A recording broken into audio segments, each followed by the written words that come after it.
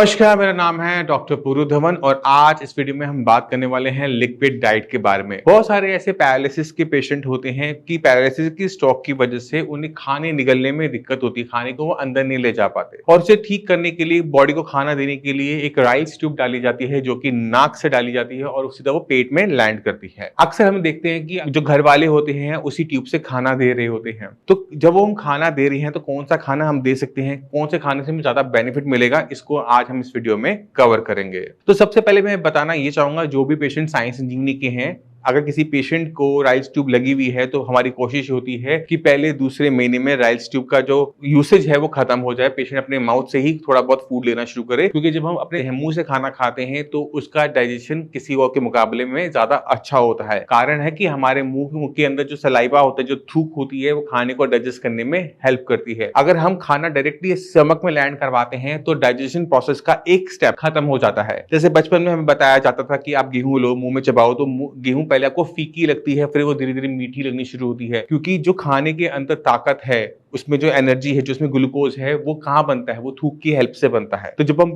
पूरे माउथ को बाईपास कर जाते हैं तो डाइजेशन में हमें थोड़ी सी दिक्कत देखने को मिलती है कि हम खाना पेशेंट को दे रहे होते हैं बट उसे ताकत नहीं मिल रही होती, पेशेंट का वेट लूज होता रहता है। तो कोशिश ये करनी चाहिए कि राइल्स ट्यूब की जरूरत ना पड़े। जो साइंस इंजीनियरिंग के पेशेंट हैं उनमें हमारी पूरी कोशिश होती है कि वो फटाफट हट जाए, बट अगर वो नहीं हट रही तो भी हमें बॉडी को ताकत हर कीमत में देनी ही देनी है। तो इसमें कोशिश करेंगे कि आपको वो चीजें बता सके जो आपके लिए सबसे ज्यादा हेल्पफुल हो। तो सबसे पहली चीज आपने क्या करनी है, वो करनी है यूज, वो है दालें। हम जो दाल है, अगर आप वेजिटेरियन है, दाल का सूप खासकर सब्जियों के साथ बना सकते हैं, जैसे बीटरूट हो गया, मशरूम्स हो गए, पालक हो गया, इनको अच्छे से आप बनाइए, बॉईल करेंगे, उसको बाद उसको मथ लीजिए। आपके पास हैंड ग्राइंडर होता है ना, उससे उसको थोड़ा सा थिक कर लीजिए और उसके बाद उसे राइस ट्यूब से इंजेक्शन के थ्रू आप पेशेंट को फीड करवाएं, क्योंकि इसमें क्या होता है कि पेशेंट को एनर्जी ज्यादा अच्छी मिल जाती है इन कंपैरेटिव टू अगर हम सूजी कुछ दे रहे हैं या फिर हम प्रोटीन एक्स आता है या फिर इंश्योर आता है जो हम देते हैं, उससे बेटर ताकत मिल जाती है। मना वो भी नहीं है, बट उसके साथ साथ हमें ये चीजें भी पेशेंट को देते रहना चाहिए। इसमें मसाले डालने की हमें जरूरत नहीं होती, इसमें बस थोड़ी सी मात्रा में आप नमक जरूर डालिए, क्योंकि नमक जो है खाने को डाइजेस्ट करने में हेल्प करेगा। अगर बिना नमक का खाना अगर पेशेंट को आप राइल्स ट्यूब से देंगे तो थोड़ा सा उसको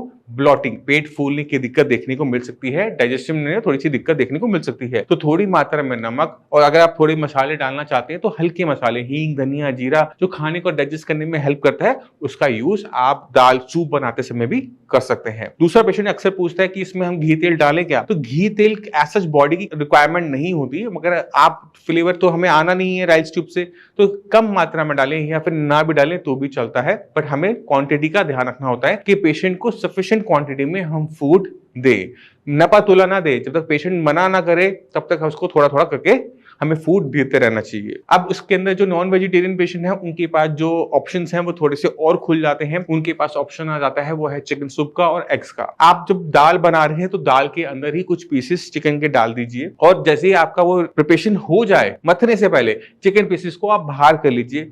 अब उसको फिर आप मथेंगे तो उसमें क्या होगा कि चिकन के अंदर जो ताकत थी वो भी बॉडी के अंदर जाएगी, जो पेशेंट की बॉडी को अपलिफ्ट करने के काम आएगी। जो पेशेंट नॉनवेज नहीं खाते, सिर्फ एग्स खा लेते हैं, उनको भी ध्यान रखना चाहिए कि एग्स को भी आप दाल के अंदर सूप बनाते समय आप डाल सकते हैं और मथ देंगे तो हमें क्या होगा, हमें जो एग्स की पावर है वो भी मिलेगी, दाल की है वो भी मिलेगी, मशरूम है, पालक है, बीटरूट है, उसकी ताकत भी पेशेंट को मिलनी शुरू हो जाती है। क्योंकि बॉडी को अगर आपने दोबारा से चलाना है, उसको ताकत देनी ही पड़ेगी हर कीमत में। अगर आप सोच रहे हो कि बिना खाना दिए या फिर हम प्रोटीन के पाउडर देते रहेंगे और पेशेंट ठीक हो जाएगा, नहीं। आपने पेशेंट के वेट का भी ध्यान रखना है, पेशेंट का वेट लूज नहीं होना चाहिए। अगर आपका पेशेंट वीक हो रहा है तो उसकी जो मसल्स हैं वो खत्म हो रही हैं और पेशेंट को दोबारा से चलाने में बहुत दिक्कत महसूस आप सभी को होगी, पेशेंट डॉक्टर को भी होगी और पेशेंट को भी होगी। तो आप पेशेंट के वेट का ध्यान रखें कि पेशेंट का वेट लूज किसी भी कीमत में ना हो। खाना सफिशिएंट अमाउंट में दीजिए कि पेशेंट का पेट अच्छे से भरा रहे और पेशेंट को एनर्जी प्रॉपर तरीके से मिलती रहे। आपको टाइम टाइम पे पेशेंट को चेक करते रहना चाहिए कि पेशेंट माउथ से खा पाएगा या नहीं खा पाएगा। तो पेशेंट के लिए पतली चीज को गले से नीचे लेके जाना मुश्किल होता है, मगर जो चीज थिक होती है, थोड़ी सी गाढ़ी होती है, उसको गले से नीचे उतारना आसान होता है। तो अगर आप कोई सूप बना रहे हैं तो थोड़ा सा थिक कर लेंगे, थोड़ा सा गाढ़ा कर लेंगे और चम्मच से पेशेंट को देके कोशिश कीजिए। अगर पेशेंट इसे स्वेलो कर जाता है यानी पेशेंट को हम माउथ से देने के लिए रेडी हो गए हैं। इसी तरह से जैसे सूजी है, सूजी का अगर हम पतला पतला हलवा टाइप बनाते हैं, नमकीन हलवा बनाते हैं, वो भी आप ट्राई कर सकते हैं पेशेंट को देने का। अगर वो स्वेलो कर जाता है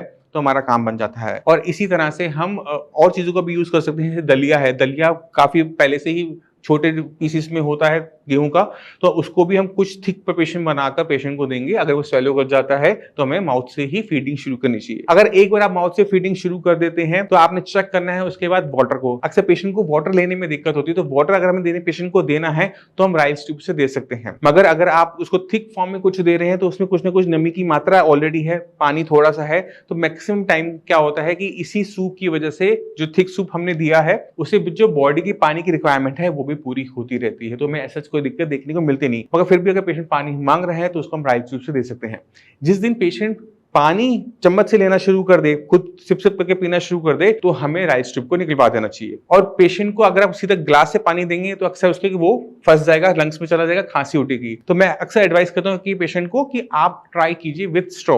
अगर स्ट्रॉ से आप पानी पीना शुरू कर देते हैं तो वहां पर राइस ट्यूब को निकालने का टाइम आ गया, ये मान लीजिएगा। तो मैं उम्मीद करता हूँ इस वीडियो से सॉफ्ट डाइट किस तरह की होनी चाहिए, कैसे हम टेस्ट कर सकते हैं कि पेशेंट हमारा कहाँ किस स्टेज में हो गया, कब राइस ट्यूब निकालनी है, इन सब का आपको आइडिया मिल गया होगा। फिर भी माइंड में कोई डाउट है तो मैं अवेलेबल हूं, आप आ सकते हैं, मिल सकते हैं, डॉक्टर्स अवेलेबल हैं, उनसे आप बात कीजिए और ये जो पैरालिसिस है इसको जड़ से खत्म कीजिए। इसी के साथ आप सभी से मैं चलने की आगे चाहूंगा। मिलते हैं अगले वीडियो में, तब तक के लिए नमस्कार।